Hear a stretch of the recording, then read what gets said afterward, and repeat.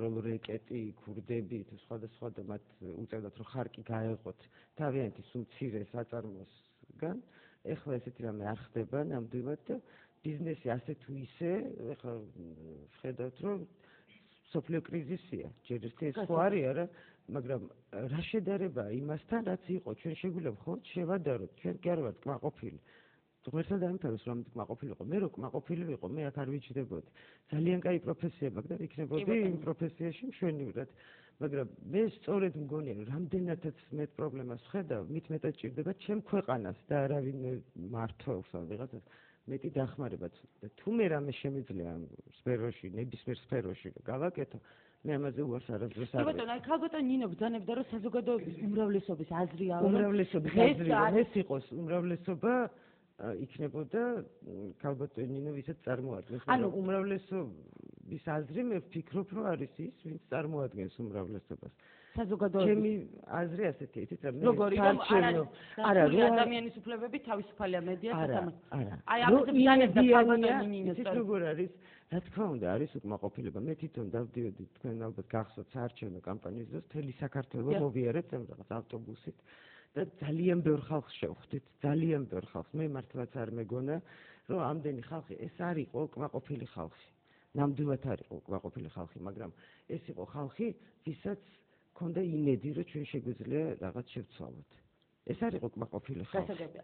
ქალბატონო, თქვენ გაქვთ იმედი იმისა, რომ ხელისუფლება დღეს შეცვლის უკეთესობისკენ? არა, რა თქმა უნდა, ხა კი მე უკვე იმაზრზე ვარ რომ ეს ხელისუფლება უნდა წავიდეს რაც შეიძლება მალე მე იმედი არათუ იმედი არა მაქვს მე დარწმუნებული ვარ რომ ამ ხელისუფლების პირობებში ჩვენ საბოლოოდ ჩავბარდებით რუსეთს როგორც გუბერნია აბსოლუტურად დარწმუნებული ვარ იმიტომ რომ ეკონომიკურად რუსეთს უკვე დაპყრობილი აქვს საქართველოს დიდი ხანია და ის რომ ჩვენ დღევანდელი ხელისუფლების პირობებში მოხდა ეს ყველაფერი და ის რომ ჩვენ ამდენი ადამიანის სიცოცხლე შევწირეთ ტყუილ ომს ეს არის ეს იყო ომი იმათთან, ვისაც ჩვენით ჩავაბარეთ ყველაფერი, მთელი ჩვენი ეკონომიკა. ეს იყო ომი ქვეყანასთან, რომელსაც ეკონომიკა ჩავაბარეთ, ანუ ვისთანაც ომი უკვე წაგებული ჰქონდა. ეს ხომ ტყუილია, ეს მე ვთვლი არის ფარისევლობა და არსებობს პოლიტიკა, სადაც შეიძლება რაღაცეები არ ითქვას, მაგრამ ეს ცივილიზებულ პოლიტიკაზეა, ლაპარაკი ცივილურზე. დღეს ჩვენ სიტუაციაში მე მგონია, რომ აუცილებლად უნდა ითქვას წარე სიმართლე, იმიტომ რომ ჩვენ სამი საუკუნეა ტყუილში და მეფეებისა და მმართველების ხელის აფარებაში ვცხოვრობთ მთელი საქართველო. რა არის წარე სიმართლე? წარე სიმართლე არის ის, რომ საქართველო ნებდება რუსეთს ისე, რომ ტყუილად სწირავს თავისი შვილების სიცოცხლეს.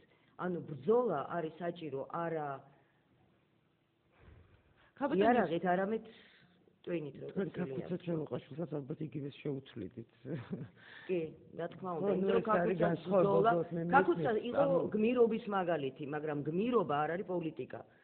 იქ იყო ის განწირული, ის ბრძოლა. განწირული იყო იმ ტყუილი იყო ის ბრძოლა. საკმომავალი საქართველოსთვის არა, ჩვენების აღზრდისთვის, სულიერი ადამიანის დაღუპვა არ არის საჭირო. შეიძლება არა ომის მაგალითით აღზარდოთ შვილები და სწორი პოლიტიკის წარმოებით. თუ არ არის ჩვენი არჩევანი. არა, მე მგონია რომ საქართველოს აქვს იმის საშუალება, რომ მიუხედავად იმისა, რომ პატარა ქვეყანაა, საკუთარი პოლიტიკა აწარმოოს ისე, რომ ზიანი არ მიაყენოს საკუთარი ქვეყნის მომავალს. რომელმა პოლიტიკურმა ძალამ შექმნა საქართველოში ბოლოს 200 წლის მანძილზე ესეთი პოლიტიკა. როგორი პოლიტიკა? რომელსაც არ დაჭირვებია ომი რუსეთს. ერთ-ერთმა. მაგრამ ეს გამართლებაა, განა. არა, გამართლება კი არა, ეს არის ახსნა იმ ფაქტისა, რომ ჩვენ ყავს აგრესორი მეზობელი, რომელიც გვებრძვის. გასაგებია. და აქ რა ვიცი, ეს მესმის რომ ყველა აზრს აქვს. არა მარტო იარაღის უფლება, მაგრამ კატეგორიულად არის მეზობელი. ის აგრესორი მეზობელი პენსიებს უხდის ჩვენი ქვეყნის მოქალაქეებს და არც ერთ ხელისუფლებას თითი არ გაუნձრევია იმისთვის, რომ იმ ჩვენი ქვეყნის მოქალაქეებს არ დაჭირვებოდათ აგრესორი მეზობელის გადახდილი პენსია. და არც ამ ხელისუფლებას არ გაუნձრევია თითი. კი, არის რეგიონები, ახლა იცით რა, მე რომ რაღაც არ შემეშალოს, ეს ამის გადამოწმება შეიძლება. არის რეგიონები საზაზღვრო ძირითადად, სადაც რუსეთის პენსიას იღებენ ქართველები და საქართველოს მოქალაქეები. იმიტომ რომ როცა იკეტება იცით რა, მოდი მე რო არ მქონდეს სასამართლოში საქმე, განსაცდელი, არა, უბრალოდ შეიძლება ამის დააზუსტება და ამას მე გეტყვი ხათუნა. იმიტომ რომ ძალიან პრობლემატურია. სერიოზული ბრალდებები ეს იცით რა, ბრალდება არ არის, ეს არის მინუს მოსაზრება. ბრალდება ეს შეიძლება იყოს, როდესაც არის გადამოწმებული და შემდეგ არის ბრალდება. მე შემიძლია ახლა ვთქვა, რომ არ ვიცი 1000 რაღაც თქვა და ეს ბრალდება თქვენ არაფრით არ იტყვით, რომ ეს არის ბრალდება ვთქვათ ოპოზიციის მიმართ. ეს ბრალდება არის მას შემდეგ, თუ ეს ოდნავ მაინც იქნება დადასტურებული საქართველოს კონტროლირებად ტერიტორიაზე, ჩვენ ვიღებთ რუსეთიდან პენსიებს. ესეთი რამე არ ვიცი, აუცილებლად გამაგებია. ქალბატონ ხათუნა, რა მინდა გკითხოთ, იცის ეს იქნება ჩემი ბოლო შეკითხვა ორივე თქვენგანთან. საზოგადოებაც თქვენ ხშირად ხვდებით, როგორც თქვენ თავად ბრძანეთ. თქვენ არ გსმენიათ იმის შესახებ, რომ დღეს არსებობს მოსაზრება იმასთან დაკავშირებით, რომ ყველა საქმეში იმასთან ის რომ მას მობილურზე უსმენენ, კრიტიკა ხელისუფლების მისამართით ეშინიათ, რადგან შესაძლოა შემდეგ ამანდაბიანმა სამსახური დატოვოს და მინდა გკითხოთ, რა კრიტიკა ხელისუფლების მიმართ აი მთელი ეს წლები თუ საიდან გვესმოდა ჩვენ თუ არა ტელეეთერებიდან ხომ არ გქონდათ რომ ეს მოსაზრებებზე საერთოდ არ წაიკითხება ის პრესა იმდენად უზრდელური და ყოველგვარ ზღვარს გადაცილებულია ბრალდებები კი არა ჭორაობა 1000 ბრალდებას ვერ დავარქვევ ამას აი რაც უნდათ იმას წერენ რასაც უნდათ იმას ამბობენ ნებისმიერი ეთერი რო ჩართოთ საღამო ხანს დღის ჩვენ ვნახავთ ოპოზიციის გამოსვლებს მათ აზრებს საათობით დიდხანს გასაგებია ქალბატონ ხათუნა ეს მოსაზრება ხომ არ ფიქრობთ რომ გაჩნდა იქიდან რომ ჩვენ შეგვიძლია ვნახოთ ჟურნალისტს როგორ უსმენენ და შემდეგ ეს ვიდეო ჩანაწერი ვიხილოთ ტელეეთერით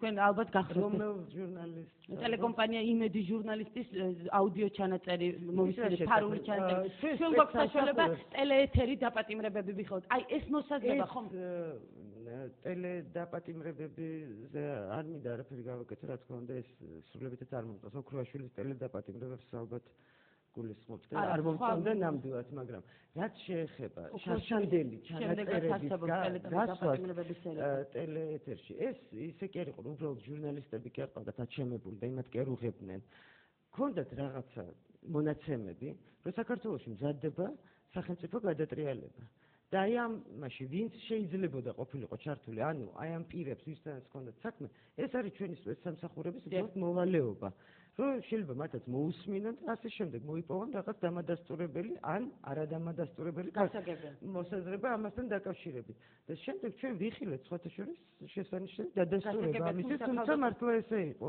თურმე ქალბატონ ნინო გიპასუხებთ ალბათ აი ამ ყურის ხო ძალიან დიდი ბოდიშვილის ჩანაწერი თუ მაგას რომელიც დამონტაჟებული იყო კარგი ეს ხათუნა გასაგებია ის რომ ჟურნალისტებს უსმენენ ქალბატონო ხათუნა გნებავთ ჟურნალისტებს გნებავთ უბრალო მოქალაქეებს ეს თქვენთვის მისაღებია მოკეთ მინდა არა ჩემთვის საერთოდ ტყუილა ეხლა აჩემებული რო ქონდეს ჩვენ სპეცსამსახურს და ყველას უსმენდეს არ არის მისაღები ნამდვილად მაგრამ მაგისია ყველა ქვეყანაში სპეცსამსახური რომ დაიცვას სახელმწიფო უშიშროება თუ რაიმე ფაქტთან დაკავშირებით მეც მომისმენენ თუ ამაში ვიქნები ეჭვმიტანილი და ჩუმად მომისმენენ და მე გამომიჭერენ რაღაც სახელმწიფოებრივ დანაშაულში თანამშრომელმა დაკავა დღეს მისი სამსახური მის გამო რომ მათ თქვენ ეხლა ლაპარაკობთ როგორ გონიათ როგორ მუშაობს სპეცსამსახური ნებისმიერ ქვეყანაში თუ რაიმე ეჭვია ასობრივად კი არა თქვენ ვინმე გისმენთ რამე ესეთი შეგინიშნა რამე ზეწოლა შეგინიშნა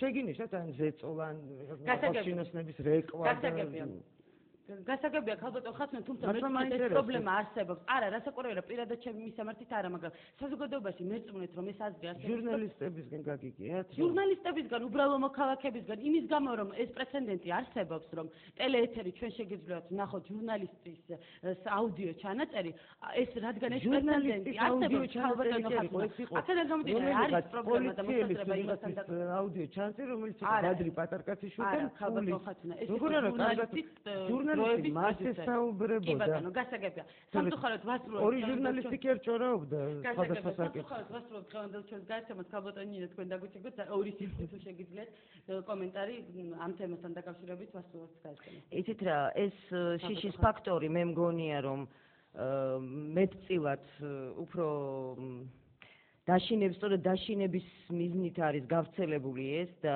არ მგონია რომ ასე ყველას უსმენდნენ, რა თქმა უნდა. თუმცა ეს თავისას აკეთებს და მე სწორედ ეს